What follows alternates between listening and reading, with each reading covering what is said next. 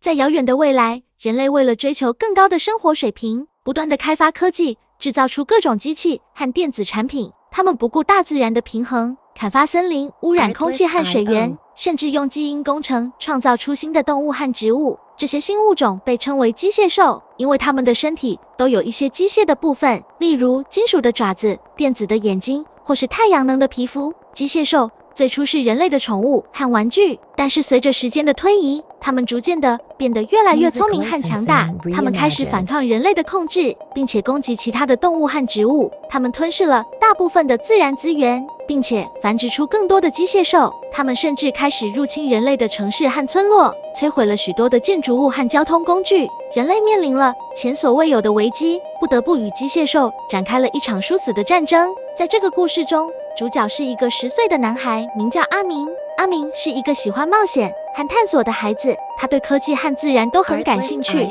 他住在一个小村落里，距离最近的城市有几百公里。他的父亲是一个农夫，他的母亲是一个老师，他们过着平静而快乐的生活。有一天，阿明在村外的森林里玩耍时，发现了一只受伤的小动物。它长得像一只兔子，但是它有一对羽毛般的耳朵和一根尖尖的尾巴。它的身上有几处被金属爪子划伤的伤口，流着鲜血。阿明觉得它很可爱，于是把它带回了家里。阿明把小动物放在自己房间里的笼子里，给它清理了伤口，并且了它一些水果和蔬菜。小动物很快就恢复了精神，并且对阿明表示了感谢。阿明问它叫什么名字，小动物说它没有名字，因为它是一种实验品，是人类用基因工程创造出来的。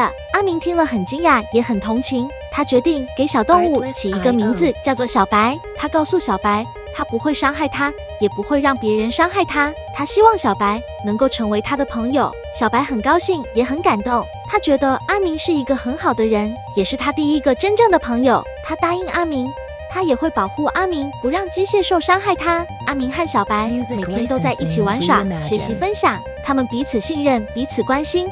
他们成为了最好的朋友，但是他们的快乐时光并没有持续太久。有一天，一群机械兽突然出现在村子附近，开始攻击村民和牲畜。它们有的像老虎，有的像蛇，有的像鸟，有的像蜘蛛。它们都有着钢铁般的身体和残忍的性格。它们咬噬了一切生命，并且放火烧毁了房屋和农田。阿明和小白听到了村子里的惊恐和哭喊声，赶紧跑出去看看发生了什么事。他们看到了一幕幕令人心碎的景象：村民被机械兽撕咬成碎片，牲畜被机械兽吞食殆尽，房屋和农田被机械兽焚烧成灰烬。阿明和小白都感到了恐惧和愤怒，他们想要帮助村民抵抗机械兽，但是他们知道自己的力量太小，无法对付这些可怕的敌人。他们只能无助地看着村子被毁灭。就在这时，阿明看到了自己的父母被一只像老虎的机械兽追赶着，心中一惊，立刻跑了过去。他拿起了一根木棍，想要用它来保护自己的父母。